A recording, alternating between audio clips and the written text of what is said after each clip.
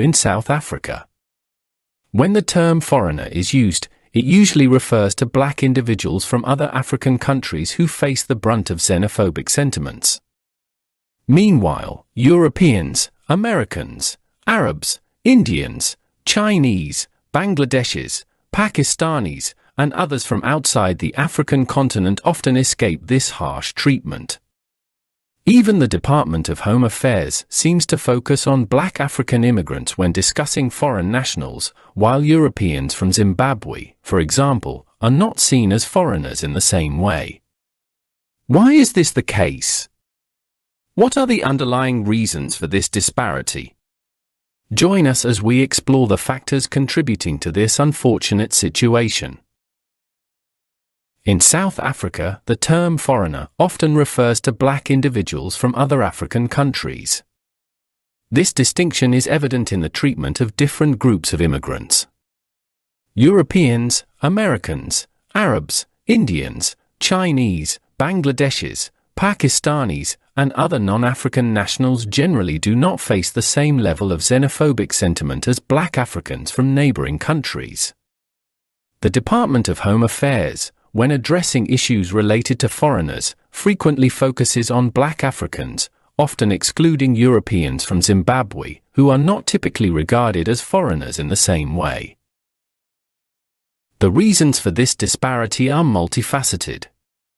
Historically, South Africa has had a complex relationship with immigration. During apartheid, the country was isolated from much of the world, and immigration policies were heavily influenced by racial segregation. Post-apartheid, South Africa opened its borders, leading to an influx of immigrants, particularly from other African nations.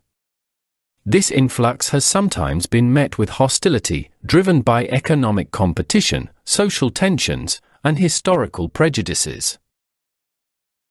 Economic factors play a significant role in the xenophobic attitudes towards black African immigrants.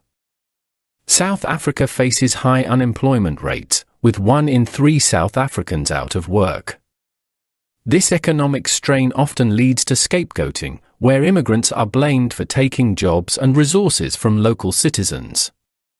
Black African immigrants, who often work in low-wage, informal sectors, become easy targets for such accusations.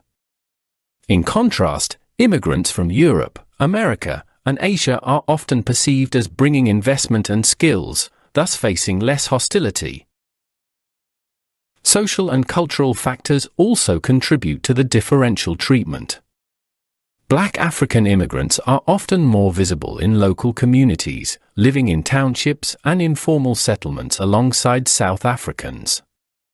This proximity can lead to increased competition for resources and services, heightening tensions. Additionally, cultural and linguistic similarities among black Africans can sometimes blur the lines of national identity, making it easier for xenophobic sentiments to take root. The role of the media and political rhetoric cannot be overlooked. Politicians and public figures sometimes use anti-immigrant rhetoric to gain support, framing black African immigrants as a threat to national stability. This rhetoric is often amplified by the media, which can sensationalize incidents involving immigrants, further entrenching negative stereotypes. The Department of Home Affairs' focus on black African immigrants reflects broader societal attitudes. Policies and enforcement practices often disproportionately target these groups, reinforcing the perception that they are the primary foreigners in South Africa. This focus can be seen in immigration raids, deportations, and the rhetoric used in official statements. Historical events have also shaped these attitudes. The xenophobic violence that erupted in 2008 and 2015 primarily targeted black African immigrants, resulting in deaths, injuries, and displacement. These incidents have left a lasting impact on the collective consciousness, reinforcing negative perceptions of black African immigrants. In contrast, immigrants from Europe, America, and Asia often occupy different social and economic spaces. They are more likely to live in affluent neighborhoods, work in professional sectors, and have access to resources that insulate them from the everyday struggles faced by many South Africans. This separation can lead to a perception that they are less of a threat to local livelihoods. The legacy of colonialism and apartheid also plays a role. During colonial times, European settlers were the dominant group, and this historical dominance has left a lingering perception of Europeans as part of the social fabric of South Africa. This perception can extend to contemporary European immigrants, who are sometimes seen as less foreign than black Africans from neighboring countries.